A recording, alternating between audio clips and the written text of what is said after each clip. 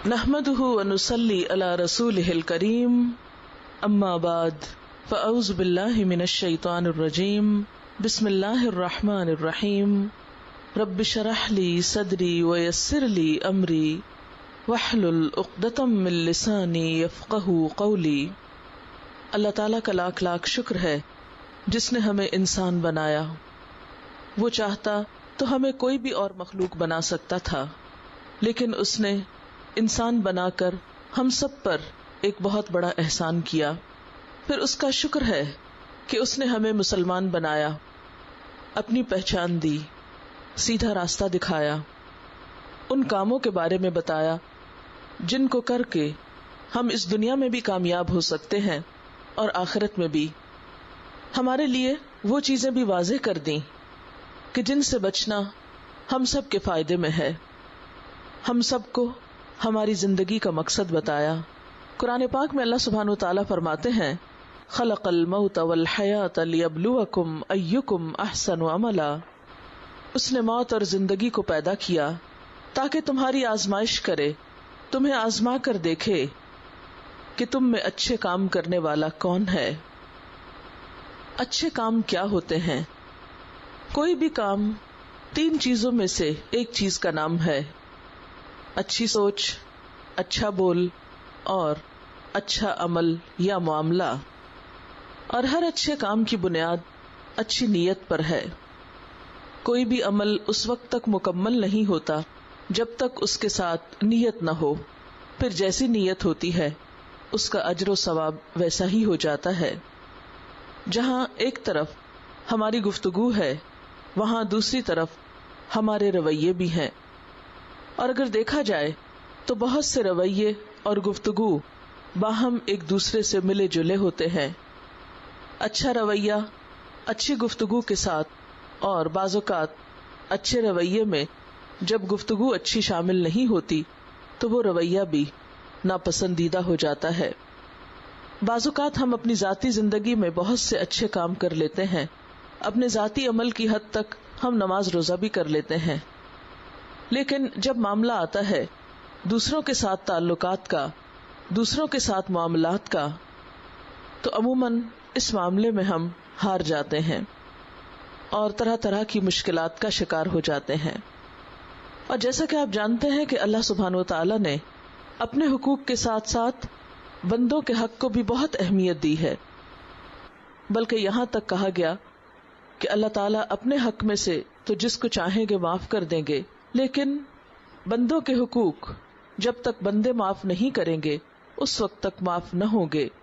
تو آئیے آج ہم انہی معاملات کی درستگی کے لیے ایک اہم ترین چیز کی درستگی اور اصلاح اور بہتری کی بات کرتے ہیں، اور وہ ہے گفتگو کا بہتر ہونا، یا دوسرے لفظوں میں زبان کا درست استعمال۔ انسان کی تخلیق کے ساتھ ہی انسان کی قوت گویائی کا خاص طور پر ذکر قرآن پاک میں کیا گیا ہے۔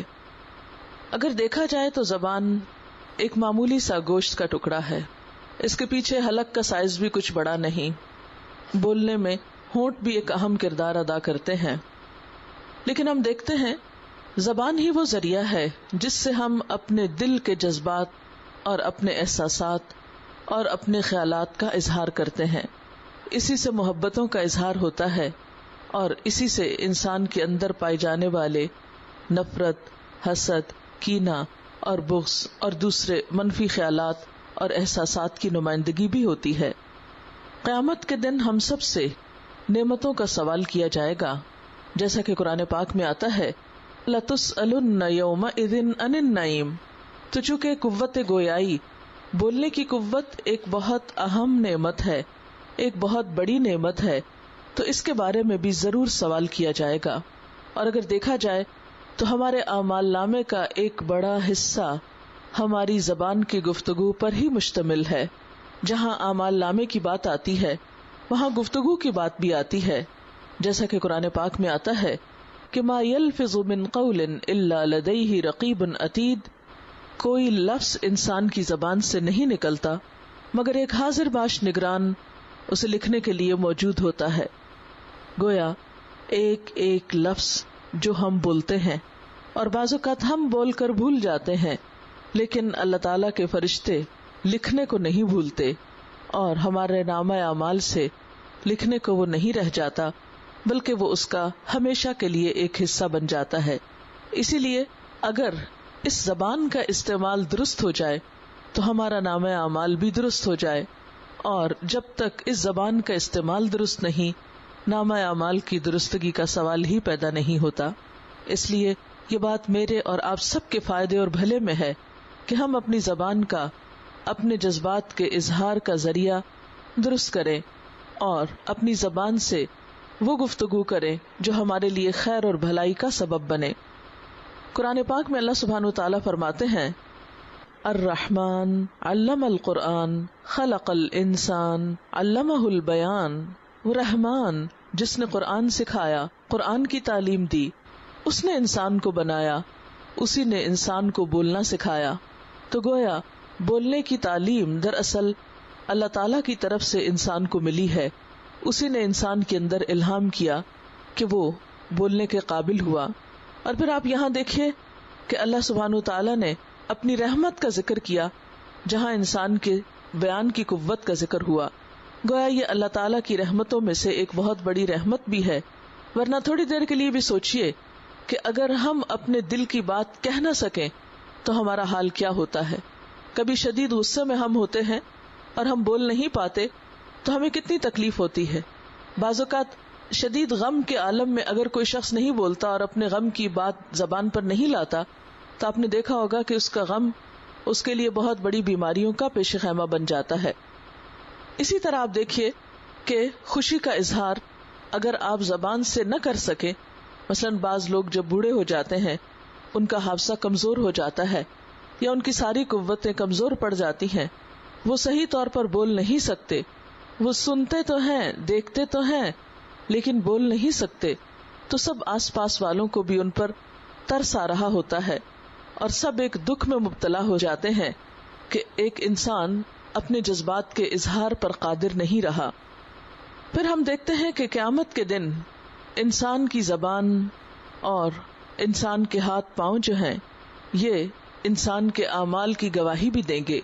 قرآن پاک میں اللہ سبحانہ وتعالیٰ فرماتے ہیں، یوم تشہد علیہم السنتہم وایدیہم وارجلہم بما کانوا یعملون، اس دن گواہی دیں گے ان پر ان کی زبانیں اور ان کے ہاتھ اور پاؤں جو کچھ بھی وہ عمل کرتے رہے۔ گویا دنیا میں زبان جہاں ہم اپنی فیور میں استعمال کرتے ہیں، قیامت کے دن اگر انسان کے اعمال درست نہ ہوئے تو یہی زبان انسان کے خلاف بھی استعمال ہوگی، اور اسی طرح بعض کیسز میں زبان کو بند کر دیا جائے گا اور انسان کے ہاتھ پاؤں انسان کے خلاف گواہی دیں گے۔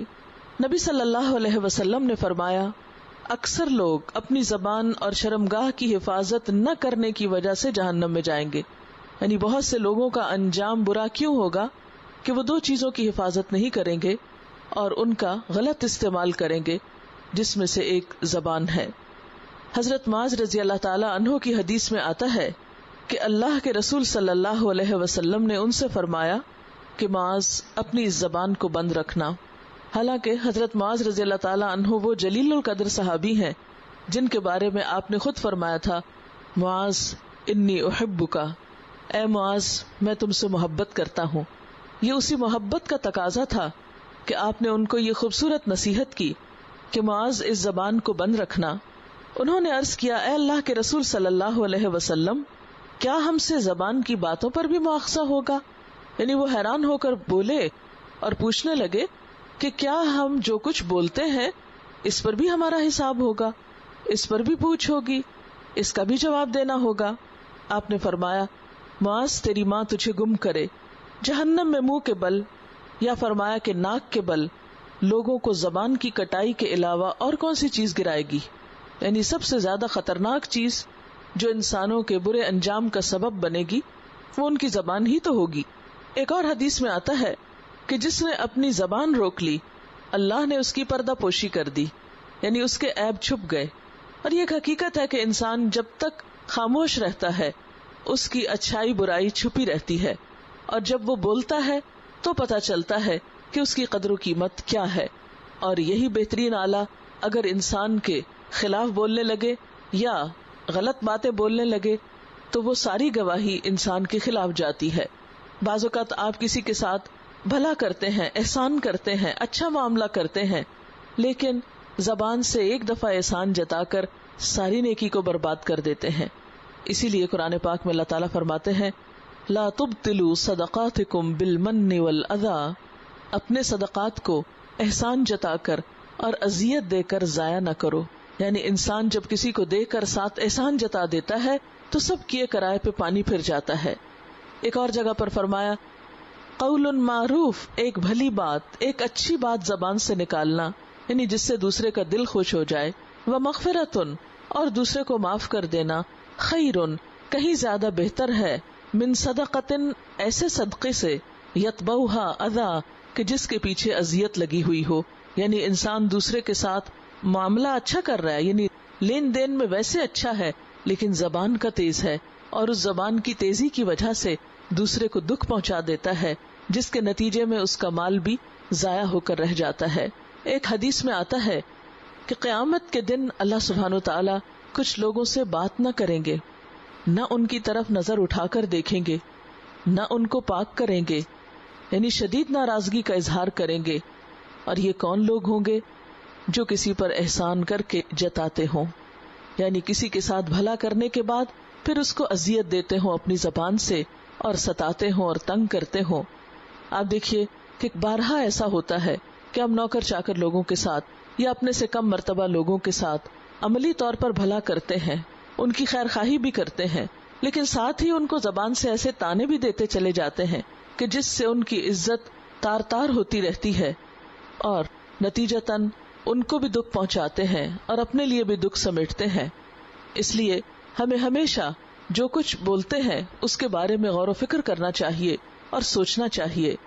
حضرت ابو سعید رضی اللہ تعالی عنہ سے روایت ہے کہ رسول اللہ صلی اللہ علیہ وسلم نے فرمایا جب آدمی صبح کو اٹھتا ہے تو سارے اعضاء زبان کے آگے ہاتھ جوڑتے ہیں، یعنی ایک ایک عضو ہمارے جسم کا زبان کی منت سماجت کرنے لگتا ہے کہ اللہ سے ہمارے معاملے میں ڈرنا، کیونکہ اگر تو سیدھی رہی تو ہم بھی سیدھے رہیں گے، اور اگر تو ٹیڑھی ہو گئی تو ہم بھی ٹیڑھے ہو جائیں گے. کیونکہ ہوتا یہ ہے کہ انسان جو باتیں کرتا ہے پھر بالآخر اپنے ہی دعووں کو پورا کرنے لگتا ہے. بعض اوقات ایک غلط کام اس کو کرنا نہیں ہوتا، لیکن چونکہ اس کے منہ سے نکل چکا ہوتا ہے تو اب اپنے کہے کی لاج رکھنا ہوتی، اس لیے اس کو پھر وہ غلطی کرنی پڑ جاتی ہے. اس لیے جو شخص زبان کو سمجھداری کے ساتھ، احتیاط کے ساتھ استعمال کرتا ہے وہ بہت سے برے کاموں سے بھی بچ جاتا ہے. نبی صلی اللہ علیہ وسلم نے فرمایا، بخاری کی روایت ہے کہ بندہ اللہ کی رضامندی کی بات کرتا ہے، اس کی طرف اس کی توجہ بھی نہیں ہوتی، لیکن اللہ تعالیٰ اس کی وجہ سے اس کے کئی درجے بلند فرما دیتا ہے. اور بندہ اللہ کی ناراضگی والی بات کرتا ہے جس کی طرف اس کا دھیان بھی نہیں ہوتا، لیکن اس کی وجہ سے وہ جہنم میں جا گرتا ہے. یعنی بے دھیانی سے کی ہوئی باتیں اور بلا وجہ میں اور بے مقصد کی ہوئی باتیں اور آپے سے باہر ہو کر باتیں کرنا، یہ تمام ایسی چیزیں ہیں جو بالآخر انسان کے نقصان کا سبب بنتی ہیں. ایک اور حدیث میں آتا ہے کہ اس کی وجہ سے مشرق و مغرب کے درمیانی فاصلے سے بھی زیادہ جہنم کی آگ کی طرف جا گرتا ہے. بعض اوقات انسان جب بات کرتا ہے تو آپ نے دیکھا ہوگا کہ اس کا اثر صرف وقتی نہیں ہوتا، نسلوں تک جا پہنچتا ہے. مثلاً آپ دیکھیے کہ لفظ طلاق کہنے کو تو ایک لفظ ہے اور چھوٹا سا لفظ ہے، جب کوئی شخص غصے میں آ کر یا چھوٹی سی بات کی وجہ سے بول دیتا ہے تو یہ لفظ بھی کوئی معمولی لفظ نہیں. اسی طرح ایک شخص مسلمان ہوتا ہے تو ایک زبان سے بول ہی تو بولتا ہے، لا الہ الا اللہ ہی تو پڑھتا ہے. اسی طرح جب کوئی شخص کلمہ کفر بولتا ہے تو وہ بھی چند لفظ ہی ہوتے ہیں جس کی وجہ سے وہ اسلام کے دائرے سے نکل کر کفر کی طرف چلا جاتا ہے. تو زبان کی بات کچھ معمولی بات نہیں ہے، جو کچھ انسان کہتا ہے وہ ایک دن انسان کی تقدیر بن جاتا ہے. کہتے ہیں نا کہ watch your thoughts because your thoughts become your words. اپنی سوچوں کی حفاظت کرو کیونکہ سوچیں تمہارے الفاظ بنتی ہیں. ہم جو کچھ سوچتے ہیں، جو ہمارے دل میں خیال آتے ہیں، وہی تو ہم بولتے ہیں. واچ یور ورڈس، اپنے الفاظ کے بارے میں دھیان رکھو. Because your words become your actions, کیونکہ ہمارے الفاظ ہمارا عمل بن جاتے ہیں. اینڈ واچ یور ایکشنز، اپنے اعمال کا بھی دھیان رکھو. Because your actions become your destiny, کیونکہ جو تمہارے اعمال ہوتے ہیں وہی تمہاری تقدیر بن جاتے ہیں. اس لیے اسلام نے ہمیں بہت خوبصورت سبق سکھایا ہے. سورۃ البقرہ پہلے ہی پارے میں ارشاد باری تعالیٰ ہے وَقُولُوا لِلنَّاسِ حُسْنًا، اور لوگوں سے بھلی بات کہنا. یہ حکم دراصل بنی اسرائیل کو دیا گیا تھا اور ان سے پکا وعدہ لیا گیا تھا کہ تم لوگوں کے ساتھ اچھی طرح معاملہ کرنا. لیکن اس کے بعد ہمارے لیے بھی اس کو قرآن پاک میں دہرایا گیا، اور یہی تعلیم ہم امت مسلمہ کے لیے بھی ہے کہ لوگوں کے ساتھ بھلے طریقے سے پیش آنا اور ان سے اچھی بات کہنا. حسنہ کا لفظ جو ہے یہ حسن سے ہے، اور حسن کا معنی خوبصورتی ہوتا ہے، یعنی دوسروں سے بات کرتے ہوئے خوبصورت رویہ اور خوبصورت معاملہ رکھنا جس سے دوسروں کی حوصلہ افزائی ہو، نہ کہ دل شکنی ہو. محسن وہ شخص ہوتا ہے جس کی ہر ادا سے خوبصورتی جھلکتی ہے، اس کا ہر عمل حسین ہوتا ہے، خواہ وہ عبادات ہو یا معاملات ہوں، اس کا ہر کام خوبصورت کام ہوتا ہے. لیکن کتنے افسوس کی بات ہے کہ جب دنیا کے معاملات ہوں تو ہم ہر چیز میں پرفیکشن چاہتے ہیں. اپنی ڈیکوریشن کی بات ہو یا گھر کی ڈیکوریشن کی، اپنے لباس کے معاملے میں ہم کتنے فصیح ہوتے ہیں، چھوٹی چھوٹی چیزوں کو بھی قبول نہیں کرتے، کتنی محنت کرتے ہیں، پھر جا کر ہم کچھ مطمئن ہوتے ہیں. اپنے چہرے پر ایک زائد بال پسند نہیں کرتے، کوئی داغ دھبا ہم کو اچھا نہیں لگتا، ہماری راتوں کی نیند اڑ جاتی ہے اگر ہمارے رنگت میں کچھ فرق آنے لگے. بڑے انسان سے ملاقات کے لیے جاتے ہیں تو ہم بہت سنبھل کر بات کرتے ہیں، اپنا لباس بھی ٹھیک رکھتے ہیں، اپنی ایک ایک ادا پہ نظر رکھتے ہیں کہ ہم بیٹھے کس طرح ہیں، ہمارے ہاتھ کدھر کو جا رہے ہیں.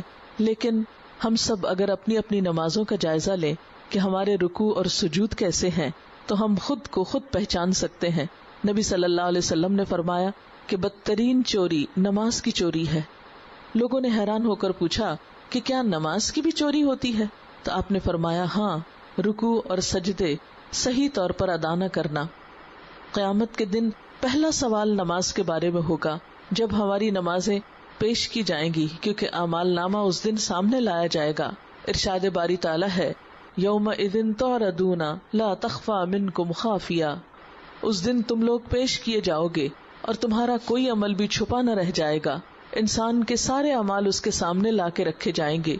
تو اس وقت آپ سوچیں کہ جس طرح کی نمازیں ہم پڑھتے ہیں، جیسا قیام، رکوع اور سجدے ہم کرتے ہیں اور اس میں کم ہی اللہ کو یاد کرتے ہیں، یہ نمازیں کتنی خوبصورت ہو کر ہمارے سامنے رکھی جائیں گی.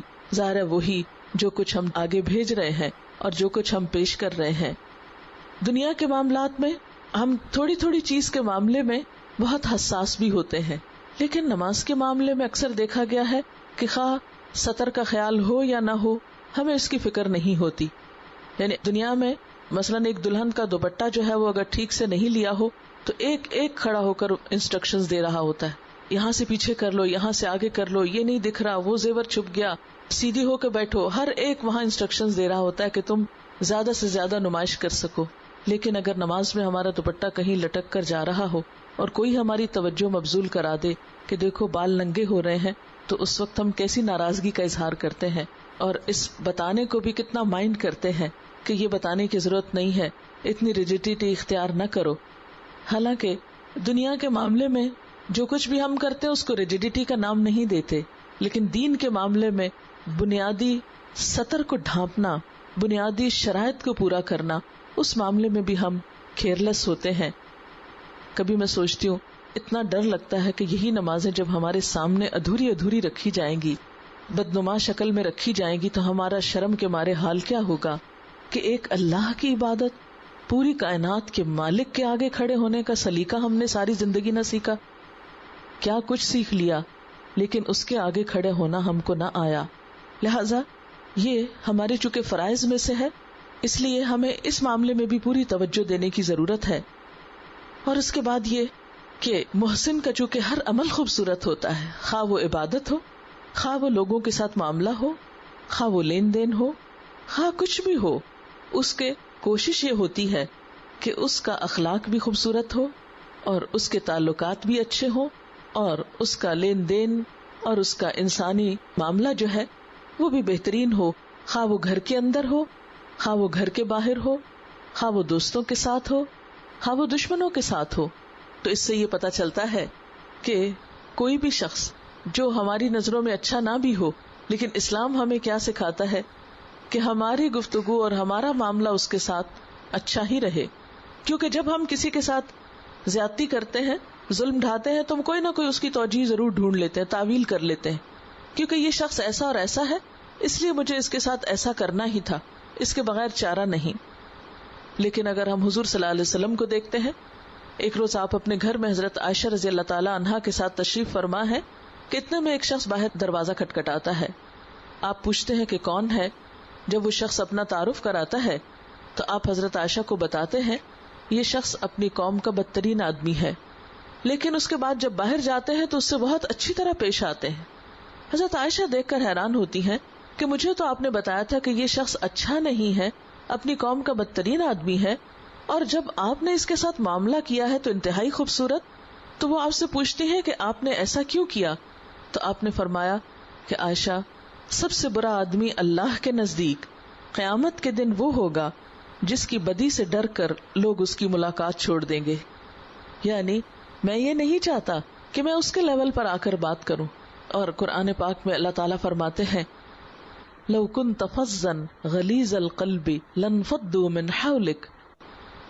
اگر آپ لو كنت فظا تند خو ہوتے، ترشرو ہوتے، غلیظ القلب سنگ دل ہوتے، لانفضوا من حولک یہ سب آپ سے دور چھٹ جاتے.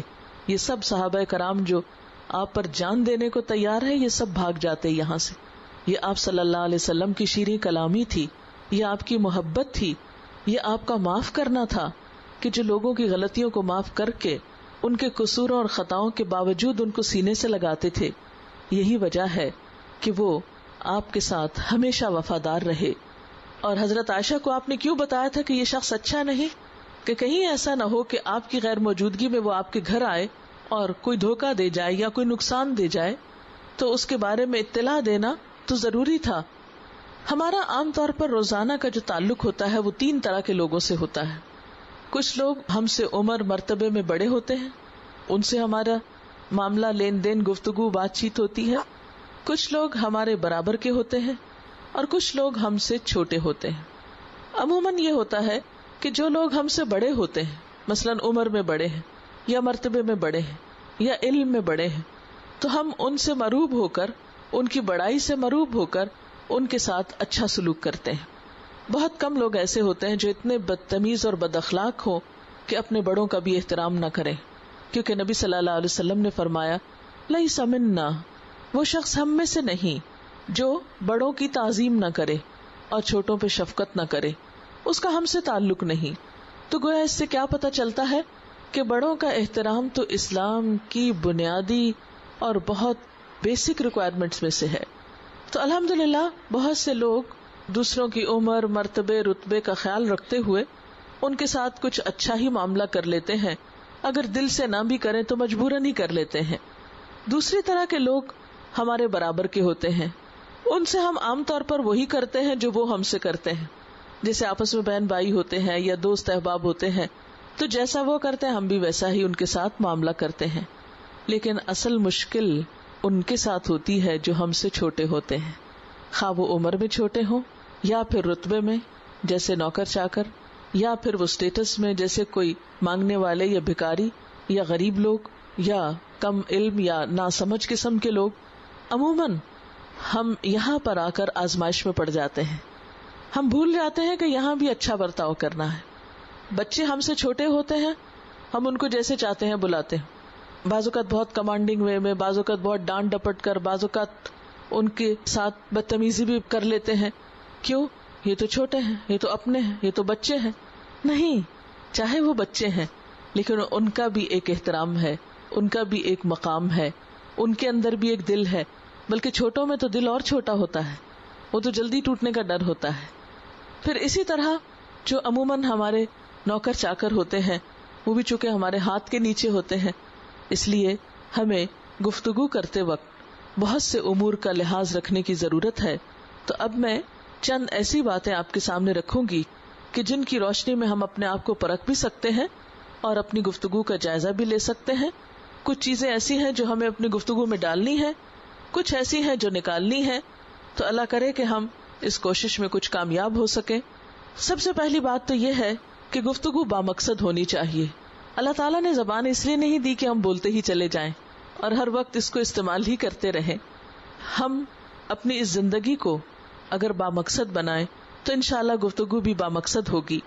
نبی صلی اللہ علیہ وسلم نے فرمایا اللہ تعالیٰ کو 3 چیزیں ناپسند ہیں.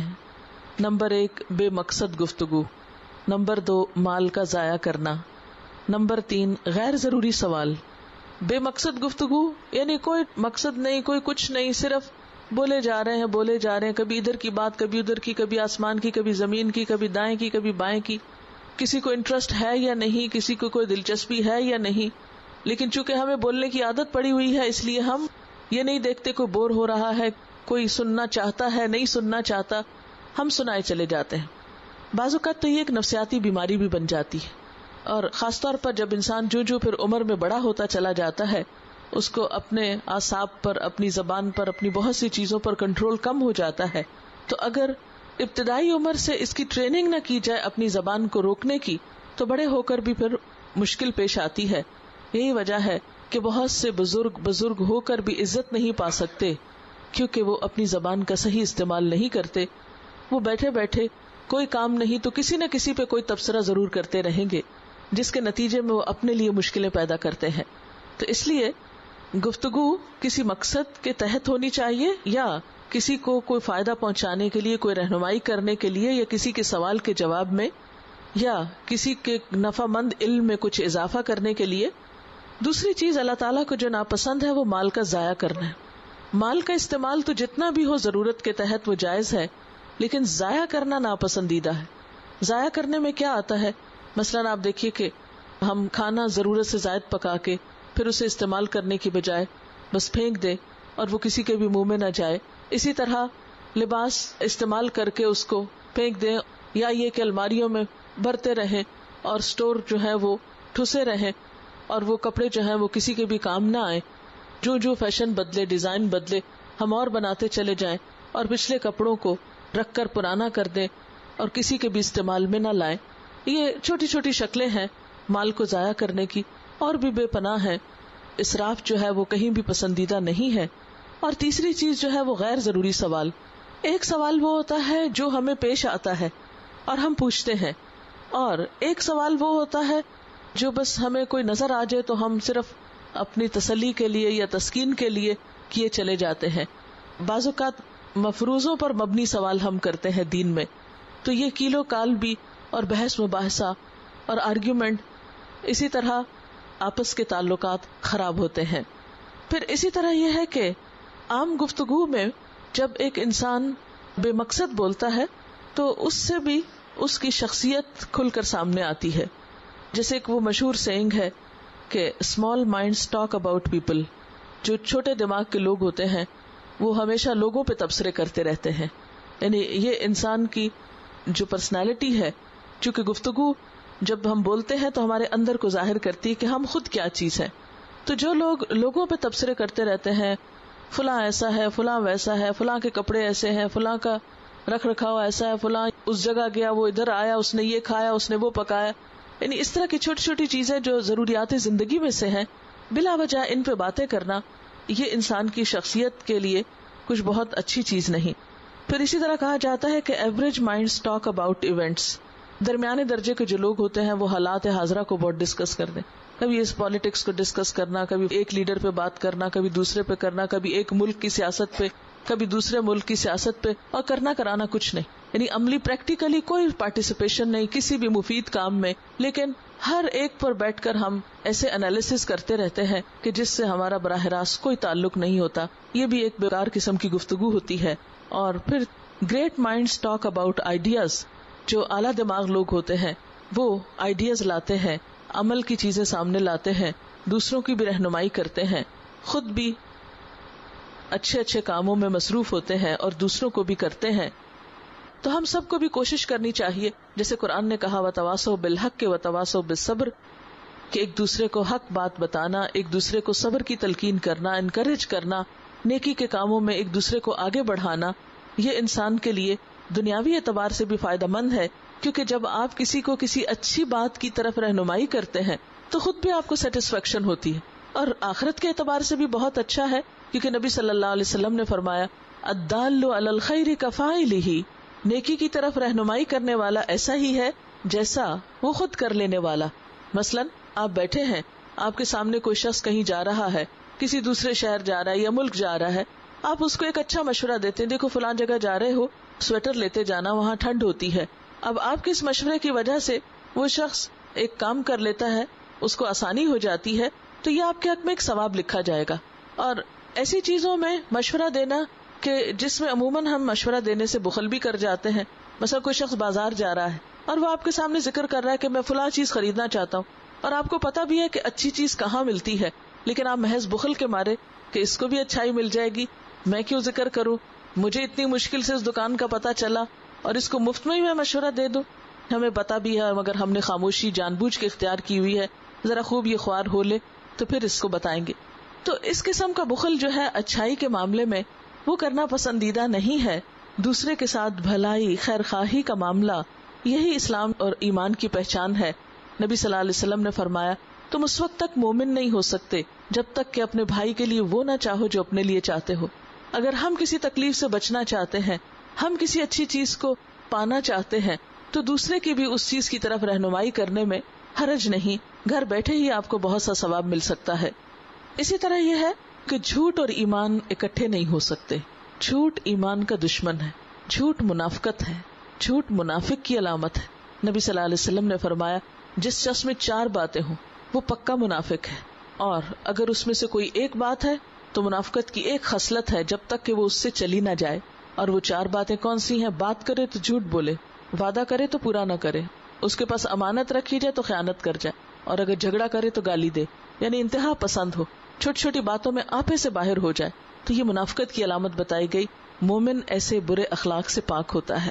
سچ آپ کو کانفیڈنس دیتا ہے، اور یہ کانفیڈنس جو ہے یہ آپ کی گفتگو کو وزن دیتا ہے، آپ کی بات کی اہمیت کو بڑھاتا ہے. لہذا قرآن پاک میں اللہ سبحانہ وتعالیٰ فرماتے ہیں کہ وَاجْتَنِبُوا قَوْلَ الزُّورِ، جھوٹی بات، جھوٹے بول سے پرہیز کرو. اب یہ جھوٹی بات کیا ہے؟ قول الزور کیا ہے؟ قول الزور مضاف مضاف الیہ، ٹھیک ہے نا؟ تو ترجمہ کیسے ہوگا؟ زور کے قول سے، یعنی جھوٹ کے بولنے سے، جھوٹ کے بولنے سے بچو، زور کے قول سے بچو. زور کیا ہے؟ زور کا معنی صرف جھوٹ ہی نہیں ہوتا بلکہ ہر وہ بات ہوتی ہے جو حق سے ہٹی ہوئی ہو. اس کی کئی قسمیں ہو سکتی ہیں. قرآن پاک میں قول الزور کے مقابلے میں قولاً سدیدہ کا لفظ آتا ہے. یا ایھا الذین آمنوا اتقوا اللہ وقولوا قولا سدیدا، سیدھی بات کیا کرو، باتوں میں ہیر پھیر نہ ہو، دھوکہ نہ ہو، ایسی بات نہ ہو جس میں کوئی رخنا یا ابہام ہو یا پیچیدگی ہو. فقہ اللغہ ایک کتاب ہے، لغت کی فقہ، لفظوں کی فقہ، لفظ کا معنی کیا ہے، لفظ کا روٹ کیا ہے. جیسے فقہ الحدیث ہوتا ہے، اسی طرح فقہ اللغہ بھی ہوتا ہے. تو صاحب فقہ اللغہ کے نزدیک زور ایسا جھوٹ ہے جسے بنا سنوار کر پیش کیا جائے اور وہ بھلا اور درست معلوم ہو، یعنی ایک بات کو جو غلط ہو اتنے خوبصورت انداز میں پیش کیا جائے کہ وہ بالکل سچ معلوم ہونے لگے. قول الزور میں سب سے پہلے نمبر پر شرک ہی آتا ہے. پھر اسی طرح اپنی مرضی سے حلال حرام قرار دینا، یہ بھی جھوٹی بات ہے. حلال کیا ہے، حرام کیا ہے، یہ بتانا کس کا کام ہے؟ اللہ تعالیٰ کا. اگر اس میں کوئی اپنی مرضی سے تبدیلی کر لیتا ہے، حلال کو حرام کر دیتا ہے یا حرام کو حلال کرتا ہے، اور پیغمبروں کی واضح تعلیمات کے خلاف کوئی عمل کرتا ہے، تو وہ شخص بھی جھوٹ کا مرتکب ہوتا ہے، وہ بھی ایک غلط بات کہتا ہے. عام روزمرہ زندگی کا جھوٹ ہی مراد نہیں، وہ تو ہر صورت میں منع ہے ہی. دین کے معاملے میں، شریعت کے معاملے میں انسانوں نے اپنے نفس اور اپنی مرضی سے جو تغیر و تبدل کیے ہیں ان سے بھی بچو، دین کو اس کی اصل شکل پر رکھو. کہتے ہیں نا من اظلم ممن افترى علی اللہ کذبا، اس سے بڑا مجرم کون ہے، اس سے بڑا ظالم کون ہے جو اللہ پر جھوٹ باندھے. تو اللہ پر جھوٹ باندھنا کیا ہے؟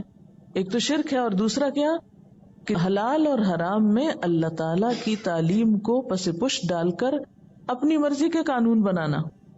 اور قول الزور میں پھر جھوٹی گواہی بھی آتی ہے جسے شہادت الزور کہا جاتا ہے.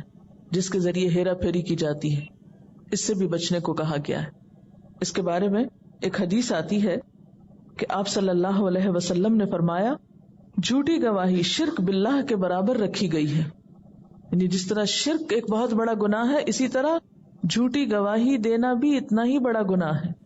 پھر آپ نے ثبوت میں یہی آیت پیش فرمائی، وَاجْتَنِبُوا قَوْلَ الزُّورِ۔ اسی لیے ہم دیکھتے ہیں کہ حضرت عمر رضی اللہ تعالیٰ عنہ نے جھوٹی گواہی دینے والے کے لیے کیا سزا مقرر کی کہ اس کی پیٹھ پہ کوڑے مارے جائیں، اس کا سر مونڈا جائے، منہ کالا کیا جائے اور لمبی قید کی سزا دی جائے۔ حضرت عبداللہ بن عامر اپنے والد سے روایت کرتے ہیں کہ حضرت عمر کی عدالت میں ایک شخص کی جھوٹی گواہی ثابت ہو گئی تو انہوں نے اس کو ایک دن برسر عام کھڑا رکھ کر اعلان کرایا کہ یہ فلاں بن فلاں جھوٹا گواہ ہے، اسے پہچان لو، پھر اس کو قید کیا۔ لیکن ہمارے ہاں کیا ہو رہا ہے، باقاعدہ پروفیشنلز ہوتے ہیں جو بکتے ہیں بطور گواہ کے، اور کھلے عام یہ سب کچھ ہوتا ہے اور اس کو برا نہیں سمجھا جاتا۔ وَاجْتَنِبُوا قَوْلَ الزُّورِ۔ پھر تیسری چیز جھوٹی قسم بھی اس میں آ جاتی ہے۔ تو قول الزور میں کیا کچھ آیا؟ نمبر 1 شرک، نمبر 2 حلال اور حرام میں خود ساختہ فیصلے یا حلال اور حرام کے بارے میں اللہ اور اس کے رسول صلی اللہ علیہ وسلم کی تعلیم کو چھوڑ کر اپنی مرضی سے تبدیلی کرنا، نمبر 3 جھوٹ بولنا، نمبر 4 جھوٹی گواہی دینا، نمبر 5 جھوٹی قسم کھانا۔ فرمایا اس کے تو پاس بھی نہ پھٹکو، وجتنبوا اجتناب کرو۔ اور جس طرح شرک سے بچنا ہے اسی طرح جھوٹی بات سے بھی بچنا ہے۔ اور کہاں کہاں ہماری زندگی میں زور شامل ہے۔ اب دیکھیے کہ ایک تو ہے کذب، جھوٹ، اور یہاں پر لفظ ہے زور۔ حق سے ہٹی ہوئی کوئی بھی بات جس میں ہیرا پھیری ہو، دھوکہ بازی ہو، فریب کاری ہو۔ تو اسلام ہم سے کیا رویہ چاہتا ہے؟ Straight forward. نقصان کیا ہوتا ہے زور کا، ہیرا پھیری والی بات کا نقصان کیا ہوتا ہے؟ انسان کا اعتماد دوسرے سے ختم ہو جاتا ہے۔ ایک جھوٹ محض ایک جھوٹ نہیں ہوتا، چونکہ جھوٹ برائیوں کی بنیاد ہے۔ وہ بنیاد جب جھوٹ پر مبنی ہوتی ہے تو اس پر جو عمارت تعمیر ہوتی ہے وہ سب جھوٹ پر مبنی ہوتی ہے، اور اس طرح وہ ہماری زندگی میں جھوٹ ملٹی پلائی ہوتا چلا جاتا ہے اور پوری زندگی ایک مصنوعی زندگی بن جاتی ہے، جھوٹ پر مبنی زندگی بن جاتی ہے۔ اگر دیکھا جائے تو انسانی تعلقات کی خرابیاں جتنی جھوٹ کی وجہ سے ہوتی ہیں اتنی شاید ہی کسی اور وجہ سے ہوتی ہے۔ یعنی آپ چاہتے کچھ ہیں، آپ کے دل میں کچھ اور ہے، آپ زبان سے کچھ اور کہہ رہے ہیں، تو نتیجہ کیا ہوگا؟ دوسرا شخص آپ کی بات نہیں سمجھ پائے گا، اور جب وہ سمجھے گا نہیں تو اس کا عمل وہ نہیں ہوگا جو آپ ایکسپیکٹ کر رہے ہیں، نتیجتاً آپ اس سے مایوس ہوں گے، اور اس طرح تعلقات بگڑ کر رہ جائیں گے۔ الحاد، ظلم، انحراف، ضلال، ان سب چیزوں کی بنیاد میں جھوٹ ہی ہے، زور ہی ہے۔ کہتے ہیں نا کہ جب کسی عمارت کی بنیاد ٹیڑھی ہو جائے تو خواہ وہ عمارت ثریا تک اٹھائی جائے تو وہ کیا ہوگی؟ ٹیڑھی کی ٹیڑھی ہی ہوگی، کیونکہ بنیاد جو ٹیڑھی۔ تو جس تعلق میں، جس معاملے میں، جس گفتگو میں، جس طرز زندگی میں جھوٹ کی آمیزش ہو، پھر وہاں سے خیر اور بھلائی اور ہدایت اور سیدھی راہ کی توقع ہی نہیں کی جا سکتی۔ مثلا خاندانی زندگی کی بنیاد رکھتے ہوئے جب رشتے کی لین دین ہوتی ہے اس وقت بہت سی باتیں ہیرا پھیری میں چھپائی جاتی ہیں یا غلط بتائی جاتی ہیں، جس کے نتیجے میں آئندہ زندگی میں پھر اعتماد ڈیولپ ہی نہیں ہوتا۔ مثلا ایک خاندان میں ایک عورت جب جھوٹ بولتی ہے تو اسے دیکھ کر اس کے بچے بھی وہی غلط بیانی سیکھتے ہیں، نتیجتاً خاندانی زندگی کی جو بنیاد ہے جب وہ بچپن سے جھوٹ پر رکھی جائے گی تو آئندہ جا کر کیا ہو سکتا ہے۔ مثلا تجارت میں ہمارے ہاں بہت جھوٹ پایا جاتا ہے، اور تجارت میں ہیرا پھیری کی وجہ سے جہاں ہمارے اندرونی زندگی متاثر ہو رہی ہے، مثلا ہماری صحت متاثر ہو رہی ہے یا باہم ایک دوسرے پر اعتماد متاثر ہو رہا ہے، اسی طرح دوسری قوموں کے ساتھ جب ہمارا لین دین ہوتا ہے تو اس میں بھی اعتماد متاثر ہوتا ہے، جس کے نتیجے میں ہماری تجارت فروغ ہی نہیں پا سکتی۔ جھوٹ کی بنیاد پر ایک دفعہ آپ کسی کو دھوکہ دے سکتے ہیں، 2 دفعہ دے سکتے ہیں، لیکن کب تک کوئی دھوکہ کھائے گا؟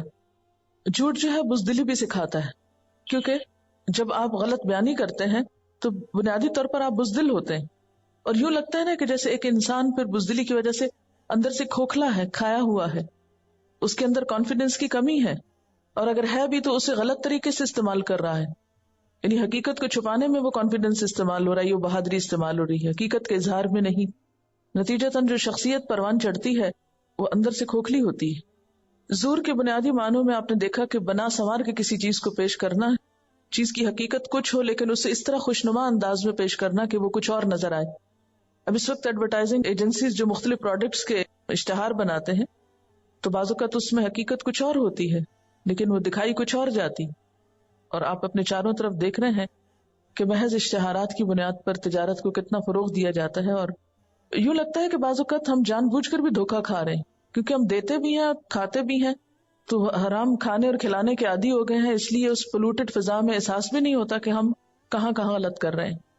کسی معاشرے میں عدل و انصاف کا ہونا اس کی ترقی کی بنیاد ہوتا ہے یا اس معاشرے کی خوشگواری اور خوشحالی کی بنیاد ہوتا ہے، لیکن اپنے نظام عدالت میں آپ دیکھ لیجئے کہ کیا ہو رہا ہے. جھوٹے مقدمات کا پیش ہونا، جھوٹی گواہیوں کا پیش ہونا، جھوٹے فیصلے ہونا، جھوٹی وکالت ہونا، یعنی ایک کے بعد ایک سٹیپ پر جھوٹ، اور لوگوں کو پتہ بھی ہوتا ہے اور اس کے باوجود اس کی مذمت اور ممانعت کی طرف کسی کو احساس ہی نہیں. اپنے نظام سیاست کو ہم دیکھ سکتے ہیں کہ الیکشن سے پہلے جس طرح کے عوام سے وعدے کیے جاتے ہیں اور جتنے بڑے بڑے دعوے کیے جاتے ہیں، نیت اور ارادے میں بھی ان کو پورا کرنا نہیں ہوتا. وہ پتہ ہوتا ہے کہ دھوکہ دے رہے ہیں اور لوگ دھوکہ کھا رہے ہوتے ہیں، اس کے باوجود یقین بھی کر رہے ہوتے ہیں. خبروں میں آپ دیکھیے کہ بہت سی چیزیں ایسی ہیں کہ جن کا حقیقت سے تعلق نہیں ہوتا، یا اگر تھوڑا بہت حقیقت سے تعلق ہو بھی تو بسا اوقات ان کو اس طرح ہیر پھیر کر کے پیش کیا جاتا ہے کہ بات کچھ ہوتی ہے بنا کچھ اور دی جاتی، کہنے والے کا مطلب وہ نہیں ہوتا جو پیش کیا جاتا ہے.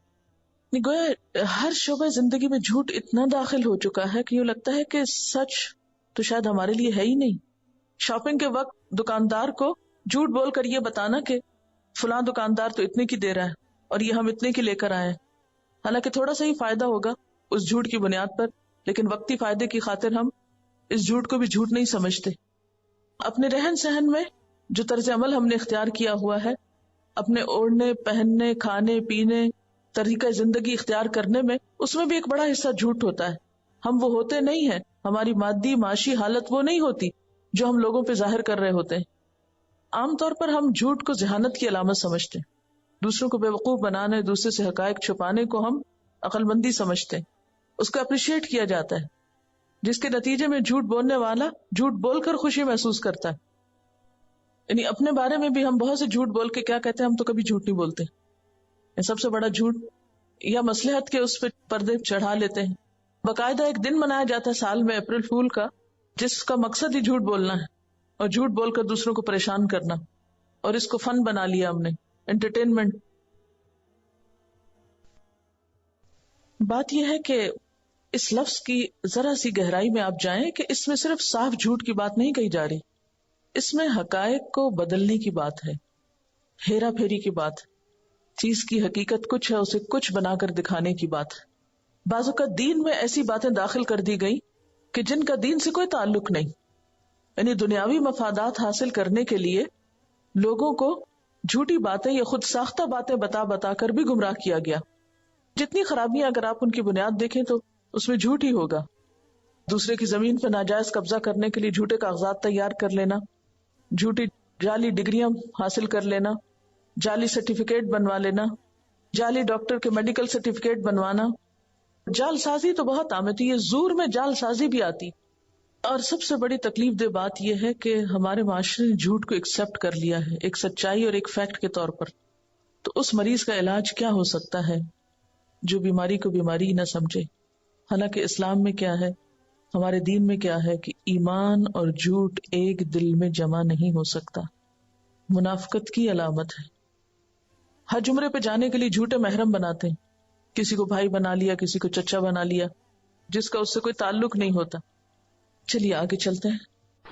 پھر اسی طرح یہ ہے کہ قرآن پاک میں اللہ تعالیٰ یہ بھی فرماتے ہیں کونوا مع الصادقین، سچے لوگوں کا ساتھ دو.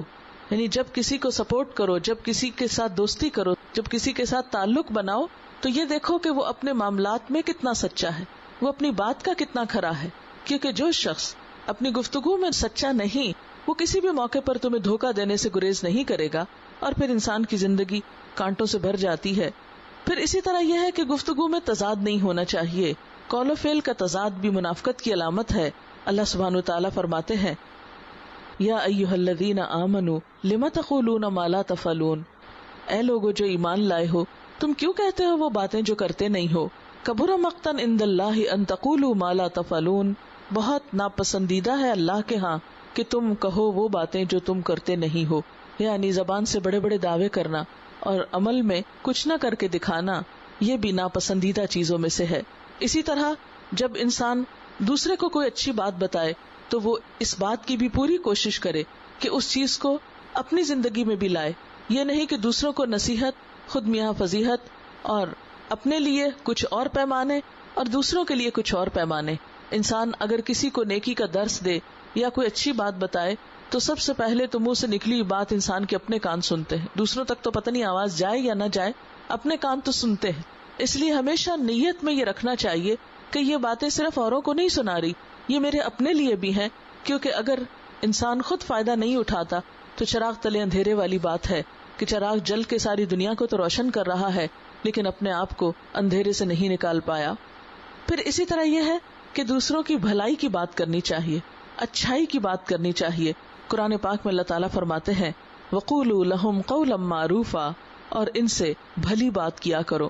نبی صلی اللہ علیہ وسلم نے فرمایا الکلمۃ الطیبۃ صدقہ، اچھی بات کرنا صدقہ ہے، یعنی ایک صدقہ مال کا ہوتا ہے اور ایک صدقہ اچھی گفتگو کا ہے۔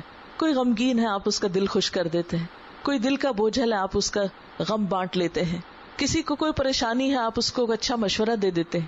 ایسا مشورہ، ایسی اچھی بات جس سے دوسرے کا دل ہلکا ہو جائے، اس کی پریشانی اور غم دور ہو جائے، یہ سب صدقے میں شمار ہوتا ہے، کیونکہ صبح اٹھتا ہے انسان تو اس کے جوڑ جوڑ پہ صدقہ واجب ہوتا ہے۔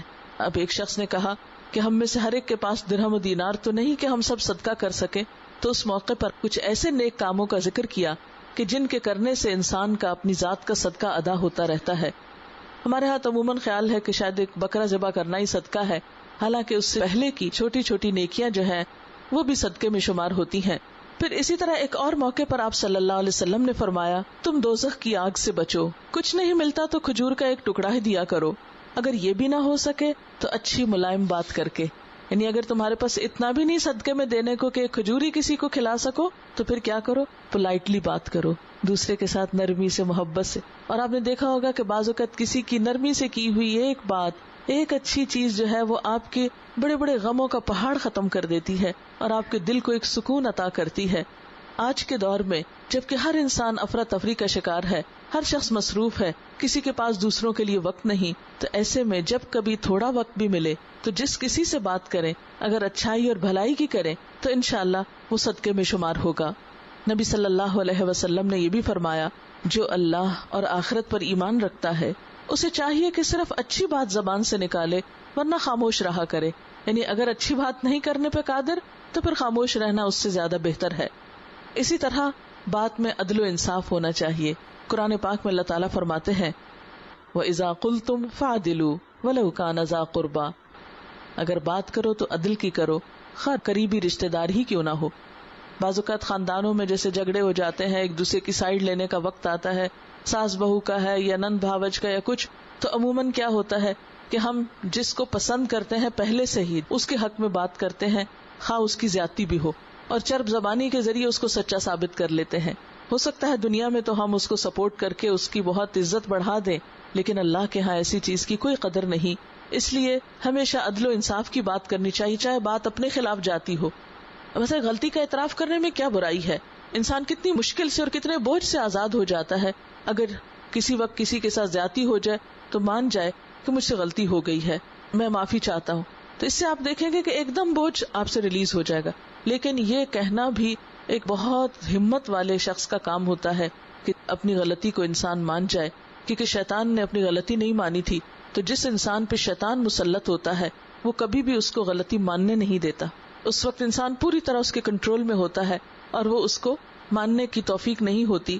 اس لیے اس وقت کڑوا گھونٹ کر کے انسان اپنی غلطی کا اعتراف کر لے اور دوسروں کے معاملے میں بھی عدل و انصاف کی بات کرے، اور اگر سمجھے کہ اس کے انصاف کی بات کہنے سے ایک اور بڑا فساد ہوگا تو ایسے موقع پر پھر خاموشی اختیار کرے، لیکن غلط بات، جھوٹی بات اور جھوٹی گواہی سے پرہیز کرے۔ اسی طرح یہ ہے کہ لوگوں سے دل جوئی کی بات کرنی چاہیے، ان کو ایسی خبریں نہیں سنانی چاہیے جس سے ان کا دل چھوٹا ہو۔ مثلا یہ نہیں کہ آپ کسی بیمار کے پاس جائیں اور آپ اس کے ساتھ گفتگو کر رہے ہو تو کہیں کہ یہ فلاں شخص اس بیماری میں مبتلا ہوا تھا، وہ تو فوت ہی ہو گیا تھا. اس طرح کی دل توڑنے والی یا دل چھوٹا کرنے والی باتیں ڈائریکٹلی یا انڈائریکٹلی جو ہے انتہائی حماقت کی بات ہے. خواہ بھلے کوئی شخص مر ہی کیوں نہ رہا ہو، پھر بھی ہمارے منہ سے بھلا کیوں نکلے کہ ہم کسی کے لیے موت کا پیغام لے کر جائیں یا اس قسم کی گفتگو کریں جس سے دوسرے کا دل چھوٹا ہو. بعض اوقات کوئی بچہ کسی کا بیمار ہو جاتا ہے تو اس میں حوصلہ دینا کہ ہر چیز اللہ کے ہاتھ میں، نفع نقصان اللہ کے ہاتھ میں، زندگی موت اللہ کے ہاتھ میں ہے. تم اللہ سے اچھا گمان رکھو، تم دعا کرو، ہو سکتا ہے اس یقین سے مانگی ہوئی دعا سے تقدیر بھی بدل جائے. تو اس لیے اس چیز سے بھی منع کیا گیا ہے کہ لوگوں کے دل توڑنے والی اور حوصلے توڑنے والی باتیں کی جائیں. اسی طرح آپ صلی اللہ علیہ وسلم نے فرمایا یسروا ولا تعسروا وبشروا ولا تنفروا، لوگوں کے لیے آسانی پیدا کیا کرو، مشکلیں پیدا نہ کیا کرو، خوشخبری دیا کرو، نفرتیں نہ دلایا کرو. یعنی عام طور پر جب کسی کے ساتھ کوئی بات کرنا ہو تو بعض اوقات کوئی بری خبر بھی سنانا ہوتی ہے کبھی زندگی میں، تو اس کے لیے بھی ایک آسان بات جو ہے یا آسان طریقہ جو ہے وہ اختیار کرنا چاہیے. نبی صلی اللہ علیہ وسلم جب کسی سے تعزیت کرتے تھے تو اتنے اچھے الفاظ میں تعزیت کرتے تھے کہ وہ شخص اپنا غم بھول جاتا تھا. ایک خط ہے جو حضور صلی اللہ علیہ وسلم نے اپنے ایک صحابی کے بیٹے کی وفات پر لکھا ہوا ہے. وہ خط پڑھنے سے تعلق رکھتا ہے کہ جس میں آپ صلی اللہ علیہ وسلم نے اتنے انکریجمنٹ کی بات کی ہوئی ہے کہ یوں لگتا ہے اس کو پڑھ کے غم نہ رہے. نبی صلی اللہ علیہ وسلم کی طرف سے بھیجے گئے تعزیتی خط کی ایک کاپی آپ کے سامنے رکھتی ہوں. حضرت معاذ رضی اللہ تعالی عنہ کا ایک لڑکا وفات پا گیا تو نبی صلی اللہ علیہ وسلم نے ان کو تعزیتی خط لکھا. آپ کو معلوم ہے کہ حضرت معاذ رضی اللہ تعالی عنہ یمن کے گورنر بنا کر بھیجے گئے تھے آپ کے ہی ہاتھوں. تو ظاہر ہے کہ وہ ایک فاصلے پر تھے، آپ تعزیت کے لیے خود نہیں جا سکتے تھے، تو آپ نے ایک خط بھیجا. خط کس طرح لکھا گیا؟ بسم اللہ الرحمن الرحیم. یہ خط اللہ کے رسول محمد صلی اللہ علیہ وسلم کی طرف سے معاذ بن جبل کے نام ہے. ہمارے ہاں خط کیسے لکھتے ہیں؟ ڈیئر فلان. اب یہ نہیں پتا چلتا بعض اوقات کہ کس کا خط ہے، تو ہمیشہ خط لکھتے ہوئے مسنون طریقہ کیا ہے؟ شروع میں اپنا نام لکھیے، اس کی طرف سے اس کے نام. مثلاً آپ کہتے ہیں او میں نے غلطی سے کسی کا خط پڑھ لیا، مجھے پتا نہیں تھا کس کا تھا، کیونکہ پوری طرح نام ہی نہیں لکھا ہوتا. پیاری بہن السلام علیکم. اب بہن سے مراد کون سی بہن؟ کوئی بھی بہن. آپ صلی اللہ علیہ وسلم کے ہر کام میں اتنی حکمت اور اتنی سمجھداری ہے کہ انسان حیران ہو جاتا ہے. یہ خط اللہ کے رسول محمد صلی اللہ علیہ وسلم کی طرف سے معاذ بن جبل کے نام ہے. تم پر سلامتی ہو، یعنی السلام علیکم. میں اللہ کا شکر اور اس کی حمد و تعریف کرتا ہوں جس کے سوا کوئی معبود نہیں ہے. تم بھی اللہ کا شکر اور اس کی تعریف کرو.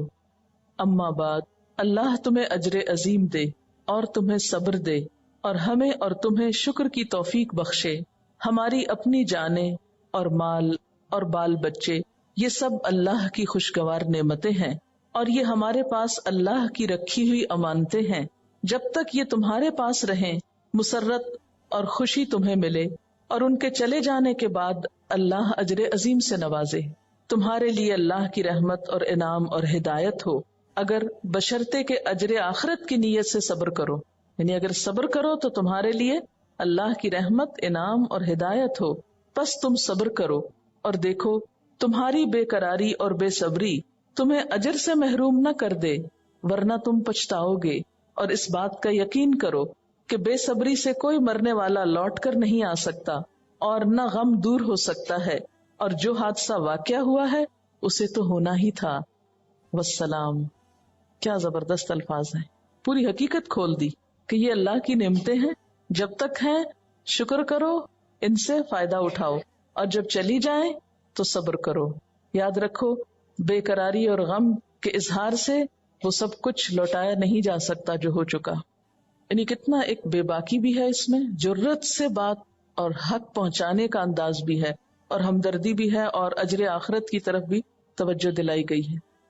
لیکن عموماً ایسی بات کرنے کے لیے محنت اور کوشش چاہیے ہوتی ہے، یا انسان کو سیکھنا پڑتا ہے، یا دل اپنا بڑا کرنا پڑتا ہے. تو اس کے لیے انسان ہمیشہ اللہ سے اجر کی توقع رکھتے ہوئے کوشش جاری رکھے. پھر اسی طرح یہ ہے کہ معاملہ کسی برے سے برے ترین انسان کے ساتھ ہو تب بھی انسان کو اپنا اخلاق برا نہیں کرنا چاہیے. مثلاً ہم دیکھتے ہیں کہ حضرت موسیٰ علیہ السلام اور حضرت ہارون علیہ السلام کو اللہ تعالیٰ فرعون کے دربار میں بھیجتے ہیں تو فرماتے ہیں وَقُولَا لَهُ قَوْلًا لَيِّنًا لَعَلَّهُ يَتَذَكَّرُ أَوْ يَخْشَىٰ. تم جا رہے ہو دونوں فرعون کو نصیحت کرنے کے لیے، اور فرعون جانا پہچانا تھا کہ وہ خدا کا دشمن ہے اور بہت متکبر انسان ہے اور اس کی برائی میں کوئی شک نہیں تھا، لیکن اللہ تعالیٰ نے اپنے پیغمبروں کو کیا نصیحت کی؟ قولا لہ قولا لینا، اس کے ساتھ نرمی سے بات کرنا. لیکن آج ہمارے اندر یہ پیغمبرانہ اخلاق ختم ہو گیا ہے. جب ہم کسی کو نصیحت کرنے لگتے ہیں یا کسی کو کچھ سمجھانے لگتے ہیں تو نرمی کا رویہ اور نرمی کا طریقہ چھوڑ کر ہم گرج برس کر بعض اوقات حق بیان کرنے کی کوشش کرتے ہیں، جس سے دوسرے لوگوں کے دل حق سے متنفر ہو جاتے ہیں. خاص طور پر دین کی تعلیم دینے والوں اور دین کی تبلیغ کرنے والوں کو یہ پیغمبرانہ اخلاق اپنانے کی بہت ضرورت ہے. اسی طرح کیا فرمایا کہ خوشخبری سنایا کرو، نفرتیں نہ دلایا کرو، یعنی دین سے متنفر نہ کرو، خدا رسول سے متنفر نہ کرو. یعنی سخت سے سخت بات بھی ہو تو اس کو اس آسان طریقے سے پیش کرو کہ لوگوں کے اوپر بہت بھاری نہ ہو، بہت گراں نہ ہو، دین ایک مصیبت نہ معلوم ہو، بلکہ وہ اپنی چیز لگے اور آسان محسوس ہو. پھر اسی طرح یہ ہے کہ انسان جس سے بات کرے اس کے مرتبے اور مقام کا ضرور خیال رکھے. اسلام کے بنیادی اخلاق میں سے ہے بڑوں کا ادب اور احترام. آج آپ دیکھیں کہ ہماری نئی نسلیں جو ہیں آہستہ آہستہ بد اخلاقی کی طرف جا رہی ہیں، اور کانفیڈنس کے نام پر ہم نے ان کو بدتمیز بعض اوقات بنا دیا ہے. بعض اوقات آپ نے دیکھا ہوگا چھوٹے بچے دادی کے ساتھ نانی کے ساتھ بات کرتے ہوئے ان کا مذاق اڑائیں گے، دادی آپ کو کیا خبر، نانی آپ کو تو کچھ پتا ہی نہیں. اور ہم سب اس پہ بہت خوش ہوتے ہیں کہ ہمارے بچوں کو تو بہت پتا ہے، اور وہ مذاق ہی مذاق میں بڑوں کا مذاق اڑا رہے ہوتے ہیں یا ان کو بیوقوف ثابت کر رہے ہوتے ہیں. اس چیز کو بھی بہت انکریج نہیں کرنا چاہیے. اور بچوں کی بدتمیزی جو ہے وہ بچوں ہی کے حق میں ناپسندیدہ ہے. آج اگر آپ نے شے دی کسی کے ساتھ بچے کو بدتمیزی کرنے پہ تو کل وہی بچہ آپ کے ساتھ کرے گا. اگر آپ کسی کے لیے وہ راہ ہموار کر رہے ہیں تو کل وہ چیز آپ پر لازماً پلٹ کر آئے گی. اس لیے کبھی بھی کانفیڈنس کے نام پر بچوں کو بد اخلاق نہ ہونے دے. قرآن پاک میں بھی پڑھتے ہیں وَيْلٌ لِكُلِّ هُمَزَةٍ لُمَزَةٍ، ہلاکت ہے، تباہی ہے، بربادی ہے ہر اس شخص کے لیے جو تانا دے، جو عیب لگائے. یعنی تانے دینا اور عیب لگانا یہ اسلامی اخلاق میں سے نہیں ہے.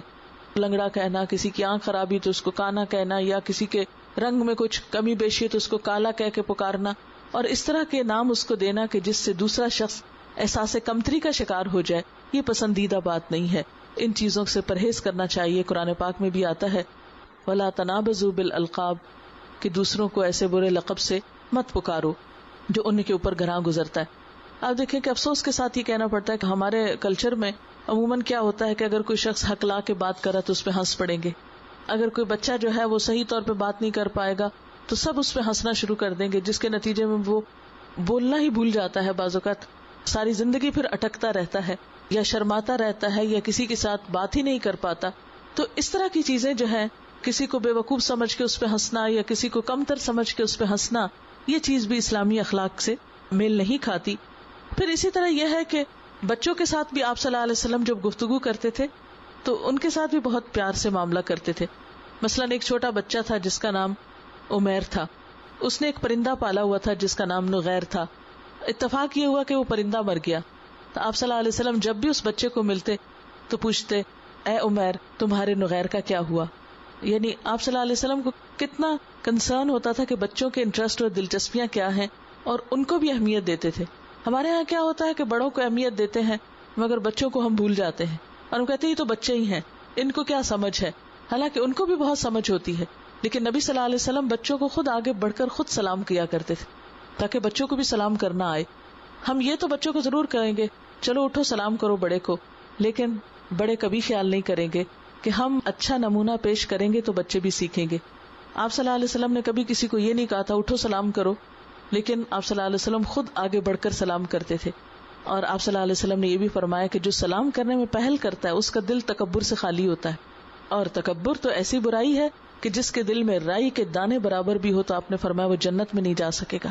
کیونکہ اللہ تعالیٰ کو سخت ناپسند ہے کہ کوئی شخص اپنی بڑائی کے مان میں رہے اور کسی بھی وجہ سے خود کو بڑی چیز سمجھتا رہے اور دوسروں کو حقیر سمجھے. اور تکبر کی تعریف بھی آپ نے یہی فرمائی کہ دوسروں کو حقیر سمجھنا، لوگوں کو اپنے سے کمتر سمجھنا اور حق بات کا انکار کر دینا. یعنی کوئی دین کی بات، سچائی کی بات سامنے آئے تو انسان کہے مجھے تو پہلے سے ہی پتا ہے، اس میں کون سی ایسی بات ہے، یہ میری تو شان کے خلاف ہے، یا یہ تو آج کے دور میں ہو نہیں سکتا، یا یہ تو میں کر نہیں سکتا. نہیں، انسان اللہ کی بات سن کر، حضور صلی اللہ علیہ وسلم کی بات سن کر کبھی یکلخت یہ نہ کہے کہ یہ میں نہیں کر سکتا. ہمیشہ دعا کرنی چاہیے، توفیق مانگنی چاہیے، نیت کرنی چاہیے. پھر اگر انسان ہونے کے ناطے کوئی کمی بیشی ہو جائے تو اللہ تعالیٰ معاف فرمانے والے ہیں. پھر اسی طرح والدین کے ساتھ خصوصاً بات کرتے ہوئے احترام کا معاملہ کرنا چاہیے. قرآن پاک میں اللہ تعالیٰ فرماتے ہیں وَلَا تَقُلْ لَهُمَا أُفٍّ وَلَا تَنْهَرْهُمَا، تم ان کو اف تک نہ کہو اور ان سے جھڑک کے بات نہ کرو. یعنی ماں باپ کو ڈانٹ کر بات کرنا جو ہے یہ خاص طور پر قرآن پاک میں منع کیا گیا ہے. لیکن عموماً جب ماں باپ بوڑھے ہو جاتے ہیں، یعنی پھر وہ بچوں جیسی حرکتیں کرنے لگتے ہیں، بات سمجھتے نہیں، تو بعض اوقات ہم ان سے ڈانٹ ڈپٹ کے بچوں کی طرح بات منوانے کی کوشش کرتے ہیں، تو یہ بھی کوئی پسندیدہ چیز نہیں ہے. پھر اسی طرح آپ دیکھیں کہ یہ ادب اور احترام جو ہے صرف اپنوں کے ساتھ یا والدین کے ساتھ ہی نہیں ہے. مثلاً آپ دیکھیے کہ آپ صلی اللہ علیہ وسلم نے جب ہرقل کو خط لکھا، جو رومیوں کا بادشاہ تھا، حالانکہ وہ نان مسلم بادشاہ تھا، لیکن ان بادشاہوں کو خط لکھتے ہوئے آپ نے ان کا جو مرتبہ تھا اس کو ملحوظ خاطر رکھا. مثلاً ہرقل کو خط لکھتے ہوئے آپ نے لکھا الی ہرقل عظیم الروم، ہرقل جو رومیوں کا بڑا انسان ہے یا رومیوں کا بڑا ہے یا ان کا بادشاہ ہے. تو جو کسی کا خاص ٹائٹل ہو، مثلاً کسی صدر مملکت کے ساتھ اس کا کوئی ٹائٹل ہے، یہ کہنا کہ نہیں سب انسان تو برابر ہی ہوتے ہیں، ہم کیا کریں اس ٹائٹل کو، ہم تو نہیں اس کو مانتے، اور اس کا نام لے کر پکارے، تو یہ ایک زیادتی ہوگی. اسلام نے یہ بد اخلاقی نہیں سکھائی. اگر اللہ تعالیٰ نے دنیا میں کسی کو کسی وجہ سے بھی عزت دی ہے تو اس کو عزت دینا بھی اسلامی اخلاق میں سے ہے. آپ صلی اللہ علیہ وسلم نے فرمایا اذا جاءکم کریم قوم فاکرموہ، جب تمہارے پاس کسی قوم کا کوئی معزز شخص آئے، کوئی عزت والا آئے، تو تم اس کو عزت دو. مثلا اس کو پروٹوکول دینا ہوگا. مثلا ایک شخص اپنی قوم میں بہت عزت اور احترام والا ہے، اگر وہ تمہارے قوم میں آتا ہے، جیسے آپ دیکھیں کہ بعض سربراہان مملکت ایک ملک سے دوسرے میں جاتے ہیں تو ان کو باقاعدہ پروٹوکول دیا جاتا ہے، تو اس میں کوئی حرج نہیں، کیونکہ وہ اپنی قوم کے مثلا لیڈرز ہیں یا پسندیدہ لوگ ہیں یا بڑے لوگ ہیں، تو ان کی اگر اپنی قوم میں عزت ہے تو مسلمان قوم کو بھی ایسے لوگوں کو ایک سرکاری پروٹوکول کے طور پر وہ عزت دینا ہوگی. پھر اسی طرح یہ ہے کہ جو لوگ عمر میں بڑے ہوں ان کے ساتھ اچھی طرح پیش آنا. پھر اگر کوئی مرتبے میں جیسے استاد کے مرتبے پر ہیں، ہم دیکھتے ہیں کہ فی زمانہ استادوں کی عزت بھی بہت کم ہوتی چلی جا رہی ہے. پہلے زمانے میں ان کے لیے ادب و احترام کے القاب ہوتے تھے، لیکن اب صرف ٹیچر یا مس کہہ کے پکارنا اور بعض اوقات نام لینا اور گھر آ کر ان کا مذاق اڑانا اور ماں باپ کا بھی اس میں چپ ہو جانا یا شریک ہو جانا، یہ بھی علم کے مرتبے کو کم کرنا ہے. تو استاد کا احترام اور استاد کی عزت جو ہے وہ بھی ضروری ہے. پھر اسی طرح یہ ہے کہ لوگوں کے ساتھ ان کے لیول پر بھی بات کرنی چاہیے. مثلا اگر کوئی شخص مشکل لفظوں میں بات نہیں سمجھتا تو اس سے انٹلیکچوئل لیول پہ بات نہیں کرنی چاہیے. مثلا اگر آپ اپنے نوکر سے بات کر رہے ہیں تو کوشش کریں اس کی زبان میں بات کریں، ایسی بات کریں جو اس کی سمجھ میں آئے. یہ نہیں کہ اس وقت آپ اپنا لیول دیکھیں کہ میری گفتگو کا لیول تو یہ ہے، چونکہ میں اتنا پڑھا ہوا ہوں اور ایسے لفظ مجھ کو بولنا ہے، تو اس لیے میں تو ہر موقع پر ناک کی سیدھ میں یہی لفظ بولوں گا، کسی کو سمجھ میں آئی یا نہیں. تو یہ بات بھی اسلامی اخلاق کے منافی ہے. ہم دیکھتے ہیں کہ نبی صلی اللہ علیہ وسلم جب کسی عام انسان سے بات کرتے تو اس کی سمجھ بوجھ کے مطابق بات کرتے. مثلا دوسرے علاقوں سے دیہاتی لوگ آتے، آرابی لوگ آتے، تو جو ان کے مخصوص ڈائلیکٹ ہوتے، تو آپ صلی اللہ علیہ وسلم جب ان سے کوئی گفتگو کرتے تھے، حالانکہ آپ افصح العرب تھے، لیکن آپ اپنی گفتگو میں تھوڑا تھوڑا اس قوم کا لہجہ یا اس کا جو ڈائلیکٹ ہوتا تھا اس کو استعمال کرتے تھے، تاکہ ان تک بات اچھی طرح پہنچائی جا سکے، ان کو بات سمجھائی جا سکے. مثلا حضرت ابو ہریرہ جو تھے ان کی زبان فارسی تھی پہلے، تو آپ صلی اللہ علیہ وسلم کبھی کبھی فارسی کا بھی کوئی جملہ ان کے ساتھ بولا کرتے تھے. تو اس سے یہ پتہ چلتا ہے کہ دوسری قوم کے ساتھ بات کرتے وقت اگر آپ کو اس کی زبان آتی ہو تو زیادہ بہتر ہے کہ اس میں ہی اس کے ساتھ بات کریں. خصوصاً تبلیغ کے لیے کسی قوم کی زبان میں بات کرنا جو ہے وہ بہت اہم ہے، کیونکہ ہر نبی جو ہے وہ اپنی قوم کی زبان کے ساتھ بھیجا گیا ہے. قرآن پاک میں آتا ہے الا بلسان قومی، یعنی جو بھی رسول اللہ تعالیٰ نے بھیجا وہ اس کی قوم کی زبان جانتا تھا تاکہ وہ ان تک میسج کو بہترین طریقے پر کنوے کر سکے یا اس کو پہنچا سکے. پھر اسی طرح حضرت انس کہتے ہیں کہ میں حضور صلی اللہ علیہ وسلم کی خدمت میں 10 سال رہا، آپ نے مجھے کبھی اف بھی نہیں کہا، نہ یہ فرمایا یہ کیوں کیا اور نہ کبھی کہا کہ یہ کیوں نہ کیا، اور اس کے لیے کتنا اپنی پرسنالٹی میں بیلنس لانے کی ضرورت ہے، ورنہ ہم ہر دو بات کر کے پھر بعد میں پریشان ہوتے رہتے ہیں، یہ نہ ہی کرتی تو اچھا تھا، اور بار بار وہی چیز ہمارے دل پہ ایک بوجھ بن جاتی ہے جس سے ہم اپنی گنجلکوں سے باہر نکل ہی نہیں پاتے۔ پھر اسی طرح یہ ہے کہ جب کوئی سوال کرے تو اسے جواب دینا چاہیے، یہ نہیں کہ کوئی سوال کرتا رہے اور ہم منہ موڑ لیں اور اسے جواب ہی نہ دیں، کیونکہ یہ بھی بدتمیزی اور بے ادبی میں آتا ہے۔ قرآن پاک میں اللہ تعالیٰ فرماتے ہیں وَلَا تُصَعِّرْ خَدَّكَ لِلنَّاسِ، تم لوگوں سے منہ پھیر کے بات نہ کرو۔ آپ صلی اللہ علیہ وسلم کا طریقہ کیا ہوتا تھا کہ جب کوئی آپ سے بات کرتا تو آپ پوری توجہ سے اس کی بات سنتے تھے۔ بعض اوقات کوئی بوڑھی عورت، کوئی ناسمجھ شخص آپ کو لے کر کھڑا ہو جاتا، صحابہ کرام پریشان ہوتے، لیکن آپ نے خود کبھی بھی روڈلی اس سے ہاتھ نہیں چھڑایا تھا اور اس کو اپنے سے دور نہیں ہٹایا تھا۔ آپ ایسے ناسمجھ لوگوں کی باتیں بھی پورے دھیان سے سنتے تھے، کیونکہ وہ لوگ بھی ایک طرح سے توجہ چاہتے ہوتے ہیں اور آپ ان کو وہ توجہ دیا کرتے تھے۔ پھر اسی طرح یہ ہے کہ چیخ چلا کے نہیں بولنا چاہیے، قرآن پاک میں اس سے بھی منع کیا گیا ہے۔ فرمایا وَغْضُضْ مِن صَوْتِكَ إِنَّ أَنكَرَ الْأَصْوَاتِ لَصَوْتُ الْحَمِيرِ، اپنی آواز کو پست رکھو، یعنی لو ٹون میں بات کرو، کیونکہ بدترین آواز گدھے کی آواز ہوتی، یعنی اس کا پچ جو ہے وہ بہت اونچی ہوتی، شرل ہوتی، اور ڈھینچو ڈھینچو کی آواز جو ہے وہ دوسرے کی سماعت کے اوپر بہت تکلیف دہ ہوتی ہے۔ تو خاص طور پہ گدھے کا نام لے کر بتایا گیا کہ اس طرح کی گفتگو نہ کرو جو دوسروں کی سمع خراشی یا کان کھانے کا سبب بنے۔ پھر اسی طرح یہ ہے کہ نہ تو اتنا تیز بولنا چاہیے کہ کسی کے پلے ہی کچھ نہ پڑے، اور نہ اتنا آہستہ بولا جائے کہ دوسرا پریشان ہو کے یہ بات ختم کب ہوگی۔ پھر اسی طرح مردوں کو عورتوں کے ساتھ بات کرتے وقت کیا بتایا گیا، فلا تخضعن بالقول، کہ اس طرح کے لہجے میں آدمیوں سے بات نہ کی جائے کہ جس سے وہ کسی غلط فہمی کا شکار ہو جائیں، بلکہ قلن قولا معروفا، معروف طریقے سے بات کی جائے۔ یہ نہیں کہا گیا کہ مرد اور عورت کوئی بات کر ہی نہیں سکتے یا بات ہونی نہیں چاہیے، لیکن یہ کہ جب بات ہو تو صاف ستھری کھرے لہجے میں اس طرح کی بات ہو۔ یہ بھی نہیں کہا گیا کہ بہت سخت لہجے میں بات کرو۔ بعض لوگوں نے اس آیت کا مطلب کیا لیا ہے کہ مردوں سے بات کرتے ہوئے عورت بہت سختی سے بات کرے، یہ نہیں کہا گیا۔ جس چیز سے منع کیا گیا ہے وہ کیا ہے کہ ایسی بات نہ ہو کہ جس سے دل کی خرابی کا شخص کسی غلط فہمی میں مبتلا ہو جائے۔ پھر اسی طرح یہ کہ آسان اور سیدھی سادھی زبان میں بات کرنا چاہیے لوگوں سے جو ان کی سمجھ میں آ جائے۔ لفظی تکلف اور بناوٹ اور ایسی زبان میں بات کرنا جس سے دوسرے پریشان ہوں، یہ کوئی اچھا اخلاق نہیں ہے۔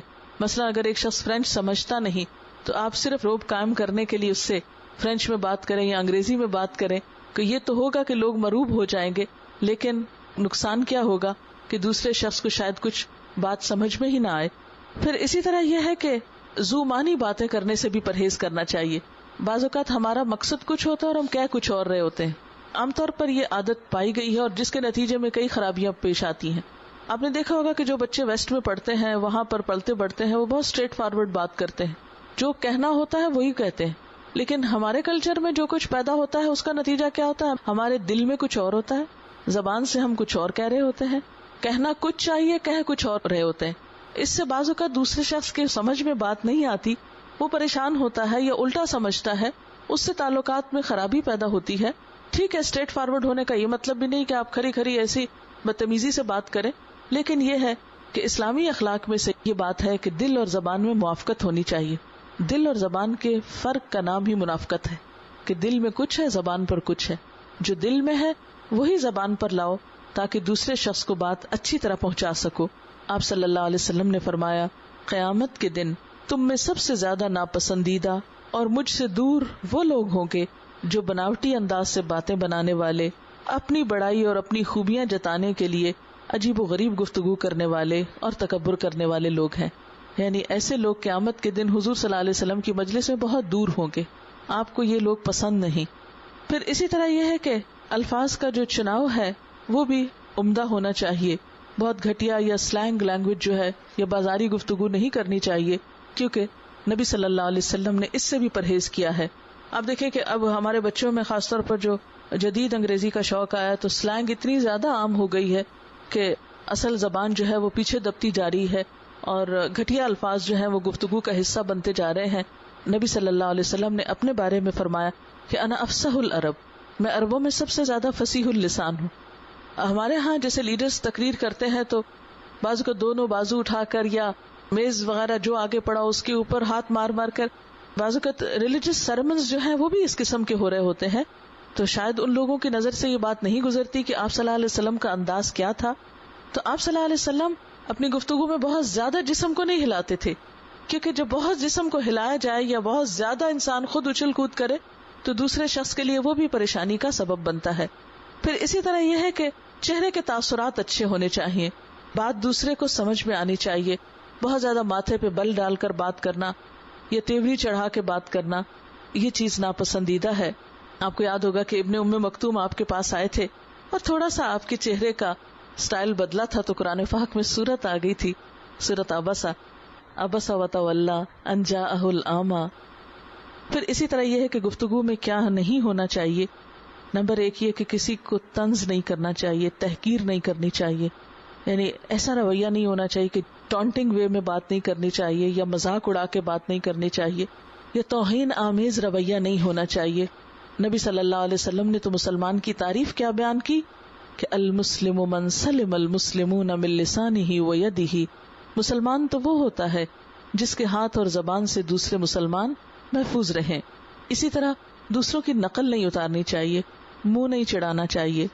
نبی صلی اللہ علیہ وسلم نے فرمایا میں پسند نہیں کرتا کہ میں کسی انسان کی نقل اتاروں چاہے اس کے بدلے مجھے اتنا اور اتنا مال ملے، یعنی بڑی سے بڑی رقم بھی ملے تو میں کسی کا مذاق اڑانے کو اچھا نہیں سمجھوں گا. بہن بھائیوں میں گفتگو ہو رہی ہو تو آپ نے دیکھا کہ لڑکے جو ہیں بہنوں کو تنگ کرنے کے لیے ایسے ایسے لفظ بولے جائیں گے کہ وہ، یا ایک بات شوہروں کو عادت ہوتی ہے کہ بیوی کو ستانے کے لیے ایسے لفظ استعمال کریں گے کہ جس سے وہ بیچاری صرف روتی چلی جائے. تو جب ہمیں کسی کی کمزوری کا پتہ ہو تو بلا وجہ اس کو تنگ کر کے مزہ نہیں لینا چاہیے، خوش نہیں ہونا چاہیے، کیونکہ بعض اوقات دوسرے کے مسلسل زخمی کرنے سے نتائج جو ہیں وہ بہت نقصان دہ بھی ہو جاتے ہیں.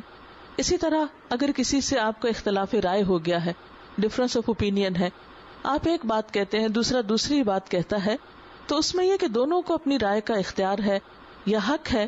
اگر آپ اپنی بات پر جمنا چاہتے ہیں تو دوسرے کو بھی حق دے دیں کہ وہ اپنی بات پر قائم رہے اور اس کے باوجود تعلق اچھا رکھیں. بہت سے لوگ اختلاف کو مخالفت میں بدل دیتے ہیں، یعنی ذرا کسی سے بات فرق آئی، اپنے سوچ میں فرق آیا تو فوراً مخالفت پر اتر آتے ہیں اور اس میں بعض اوقات الزام تراشی آ جاتی ہے یا گالی گلوچ شروع ہو جاتی ہے. آپ صلی اللہ علیہ وسلم نے اس کو بھی منافقت کی صفت قرار دیا ہے کہ انسان کسی پر گالی گلوچ کرے یا بیڈ لینگویج یوز کرے.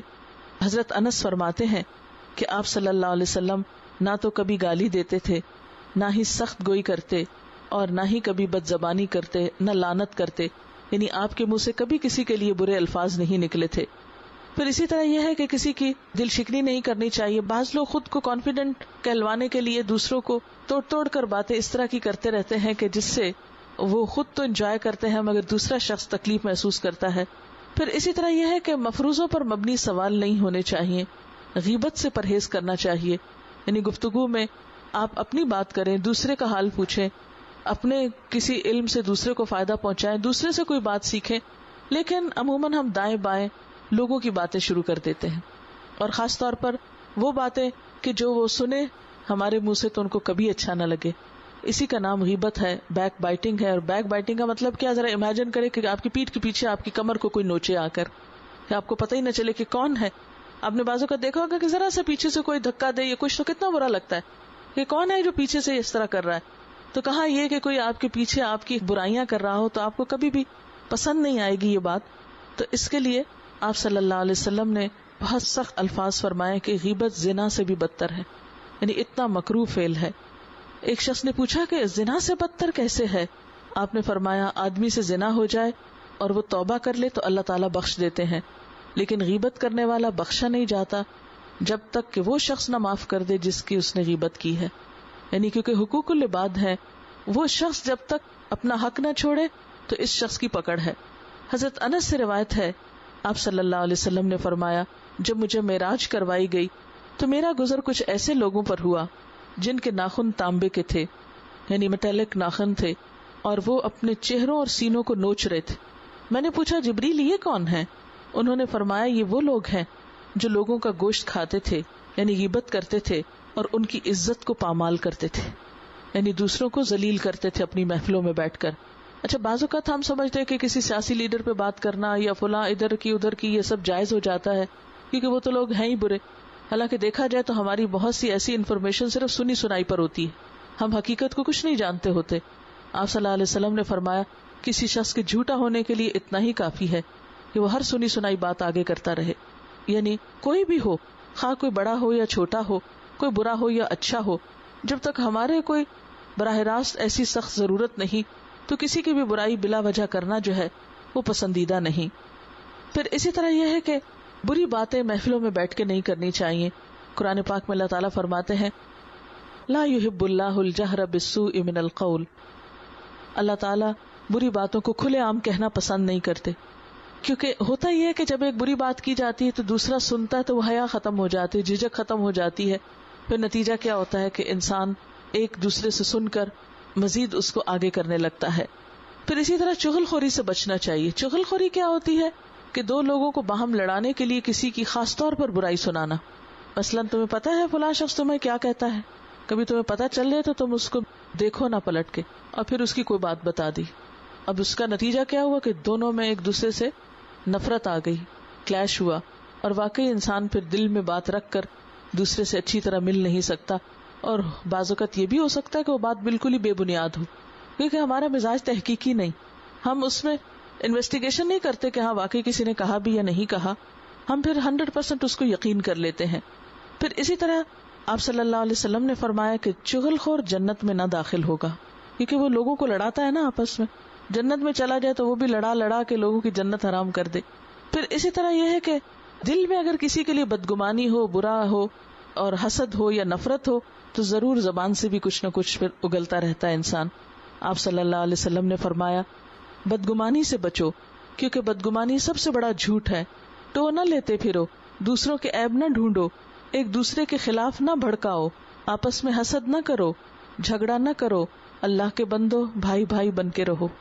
یہ ہے اسلام کی تعلیم کہ اگر واقعی مسلمان اس پر عمل کریں تو ان کے بہت سے مسائل ختم ہو سکتے ہیں.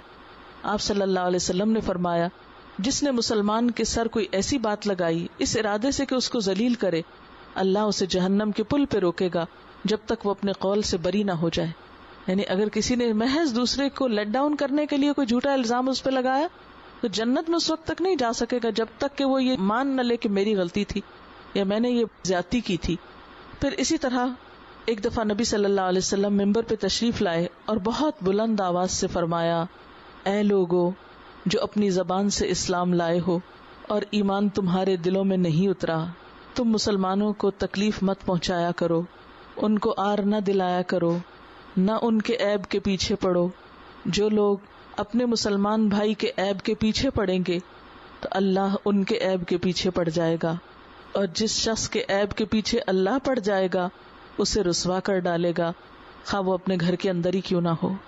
اسی طرح یہ کہ لوگوں کے ظاہر پہ معاملہ کرنا چاہیے. اگر کوئی ہمارے ساتھ اچھا ہے تو بے وجہ ادھر ادھر جھانک تانک کر کے پوچھ کے اچھا یہ کیسا ہے، یہ کیسا ہے. ہو سکتا ہے کسی کا اس سے کوئی اختلاف ہو، کوئی اس کے بارے میں نہ ہی اچھی رائے رکھتا ہو، تو نہیں.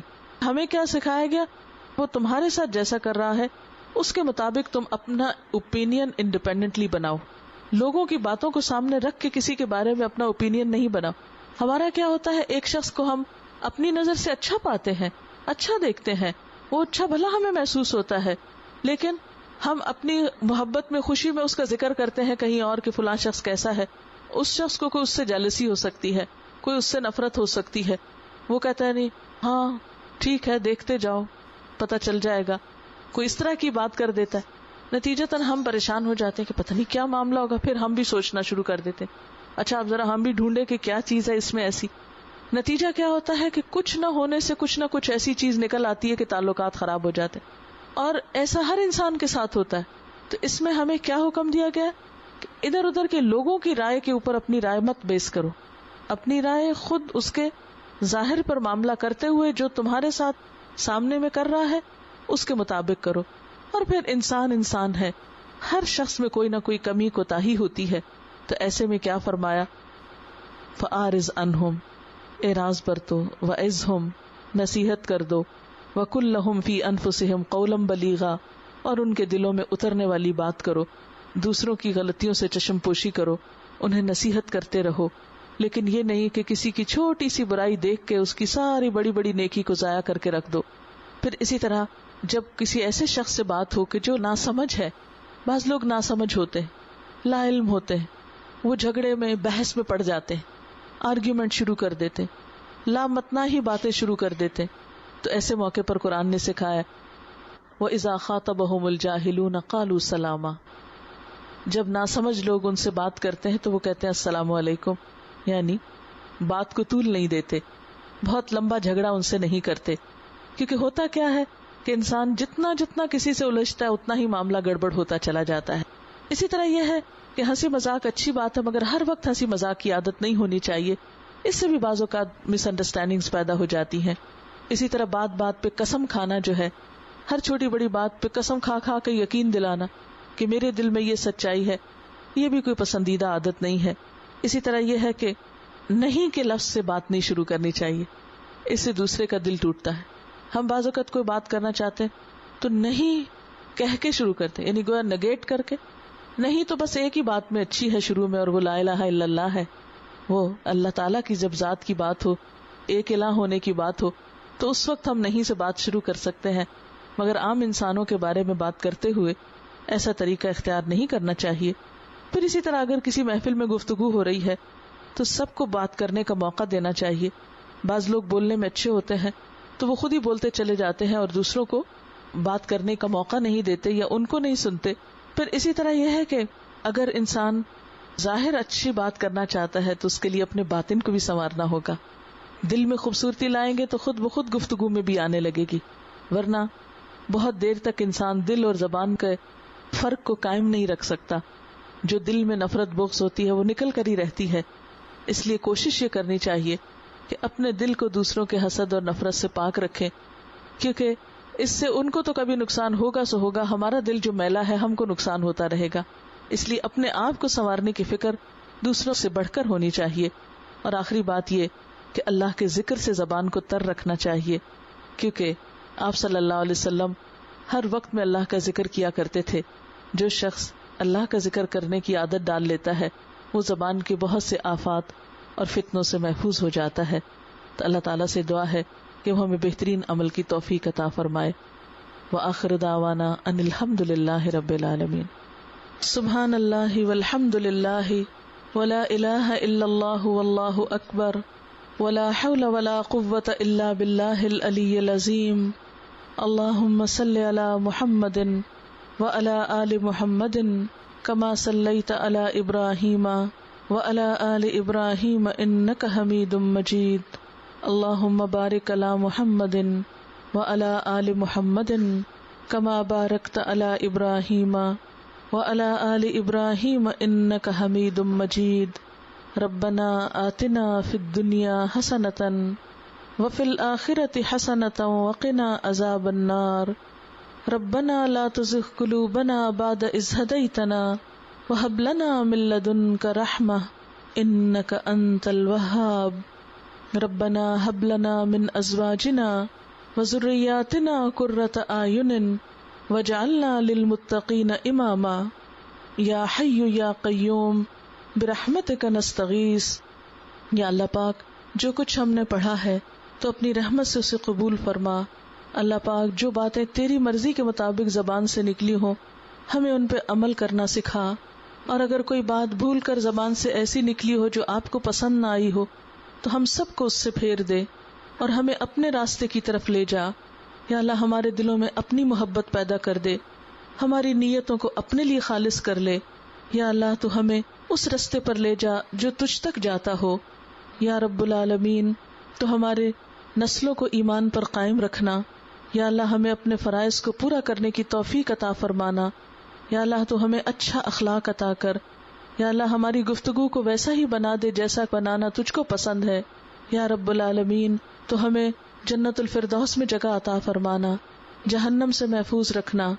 جتنی بہنیں یہاں آئی ہیں سب کا آنا قبول فرمانا، سب کے دکھ تکلیفیں پریشانیاں دور فرما دے، سب کو خوشیاں عطا فرما. ہم سب کے بچوں کو ہماری آنکھوں کی ٹھنڈک بنا، انہیں دنیا اور آخرت کی کامیابی عطا فرما.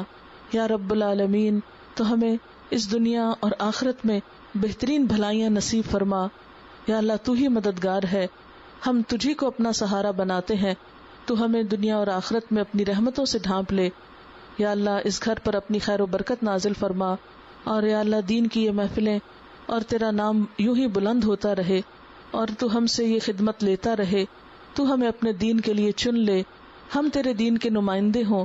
یا رب العالمین تو ہم سے اس کوشش کو قبول کر لے اور اپنی پسند کا کام لے لے، مسلمانوں کے دلوں کو باہم جوڑ دے، آپس میں محبتیں پیدا کر دے۔